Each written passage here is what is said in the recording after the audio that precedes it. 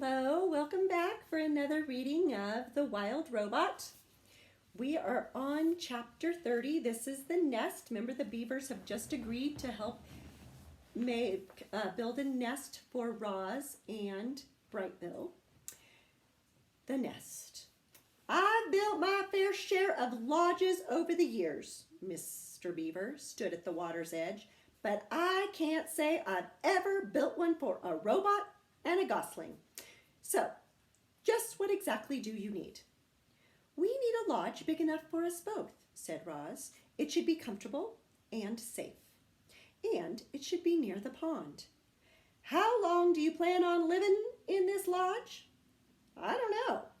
Then we'd better make sure it's strong and sturdy.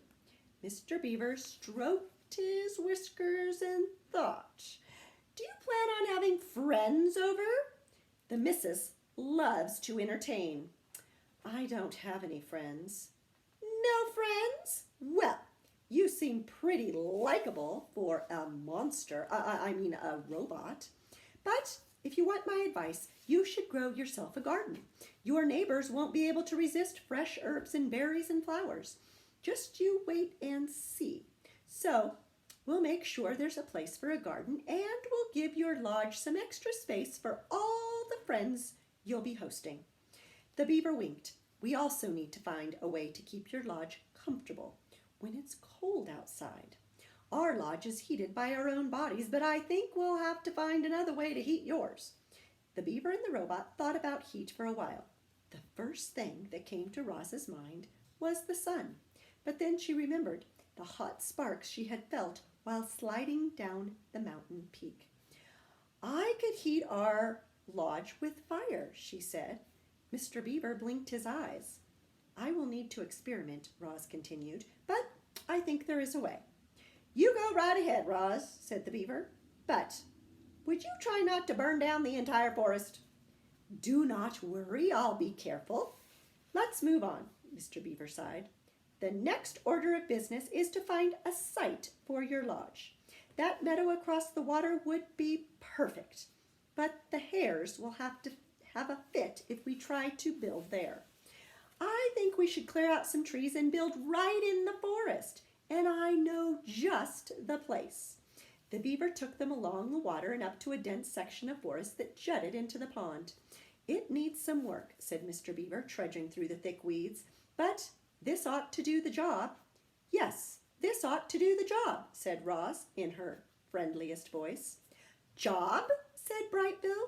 Mr. Beaver was incredibly skilled at taking down trees, but even he couldn't keep up with Roz's powerful chopping hands.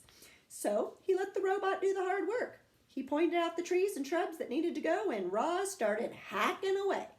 By sunset, they were standing in a newly cleared site, and they had more than enough wood to build the lodge.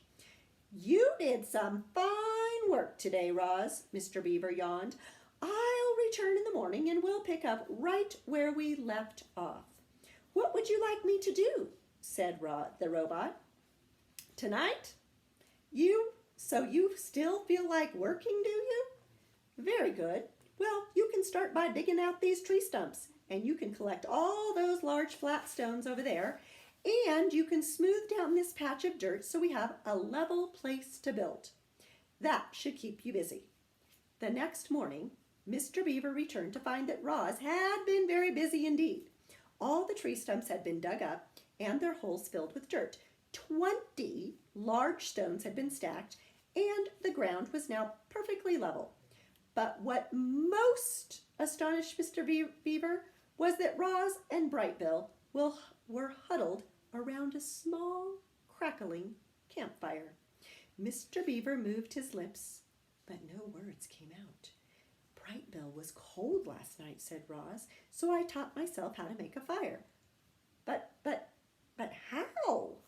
I discovered that when I strike these two stones together, they create sparks, like this. I directed sparks onto dry leaves and wood until they ignited. Once I had a fire, it was easy to keep it going, and if I need to put it out, I can just add water. Mr. Beaver sat and warmed his paws. I've never seen fire in such a neat little bundle. He stared into the flames. I've only seen it blazing through the forest, burning everything in its path. But this is marvelous. He took another minute to enjoy the warmth. Then he and the robot got back to work. Mr. Beaver asked Roz to dig a trench here, to place large stones there, to arrange logs this way, to smear mud that way. Birds and squirrels perched in the trees and watched the new lodge take shape. It resembled the Beaver Lodge, but it was larger, a great dome of wood and mud and leaves. A simple opening in the wall served as the entrance, and the door was nothing more than a heavy stone that the robot could slide out of the way. Inside the lodge was one big round room. The arched ceiling was high enough that Roz could stand upright. A fire pit was set into the center of the floor, and a mesh of thin branches above acted as a vent. Long stones lined the interior walls like benches and were covered with thick cushions of moss. There was even a hole for storing food and water for Brightbill. And here is a little sketch of what their home looks like. Okay, so pretty simple, but I think it's going to be a nice home. You got yourself a beautiful pond view property, said Mr. Beaver. What are you going to name it? I do not understand. Why, a beautiful lodge like this deserves a name. We call our lodge Streamcatcher. The robot's computer brain didn't take long. The lodge is for Brightbill. Brightbill is a bird. Birds live in nests. Could we call this lodge the Nest? Huzzah! Squeaked the beaver. The Nest is a fine name for your lodge. Nest! Nest! Laughed Brightbill. They stood outside the nest and admired their handiwork until Mr. Beaver's belly began to grumble. That sound means it's time for me to go to dinner. Thank you very much for your help, said Roz. We could not have done this without you. You are quite welcome, said Mr. Beaver, smiling. For your garden, you'll want to speak with Tawny, the doe who lives over the hill. She'll know just what to do. And now, if you'll excuse me, I have to hurry home before Paddler eats all the best leaves. Enjoy your first night in the nest. So that's the end of that chapter, and I'm going to read one more. It's called The First Night. Okay, this is chapter 31. The stars were out, the fire was crackling in the fire pit, and Roz and Brightbill were settled into their first night into their new home. This lodge is where we will live from now on. The robot plucked her son from his little woven nest and placed him on the floor. I hope you like it. The gosling did like it. He liked that it was big and warm and peaceful, and he liked knowing that the forest and the pond were just outside. He waddled around, peeping to himself and exploring every little corner of the lodge until it was time for bed. His mother carefully laid him on the soft cushion of moss, but he didn't want to sleep there, so she put him back in his little nest. But he didn't want to sleep there either. Where do you think he wants to sleep? Brightbill looked up and said, Mama, sit. Roz sat down. Then he said, Mama, hold. Roz held him. The robot's body may have been hard and mechanical, but it was also strong and safe. The gosling felt loved. His eyes slowly winked closed, and he spent the whole night quietly sleeping in his mother's arms.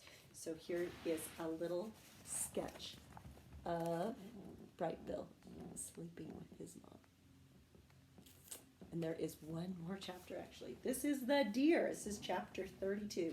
Remember, the deer is going to help with the garden. The deer family did not run from the sound of snapping twigs and crunching leaves.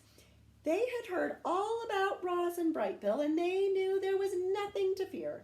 Crown Point stood before his doe and his 3 spotted fawns, and the family watched the robot approach with the gosling on her shoulder. Hello, dear. My name is Roz, and this is Brightbill. We are looking for a doe named Tawny. Crown Point moved aside, and the doe silently stepped forward. Mr. Beaver helped us build a lodge, said Roz, and he thought you might help us grow a garden. Mr. Beaver helped you? Came Tawny's gentle voice. You must have done something for the beavers. I brought them freshly cut trees, said Roz. Tawny looked at Crown Point, and the buck slowly nodded. I will help you grow a garden, said the doe to the robot, if you will let my family eat from it. The robot nodded in agreement, and then she quietly led Tawny back to the nest. So here is a little sketch of Crown Point is the buck and Tawny, and then their little babies. So they are going to help with the garden. So that is all of the reading for today. The next chapter is called The Garden, and we'll read that next. Have a good day.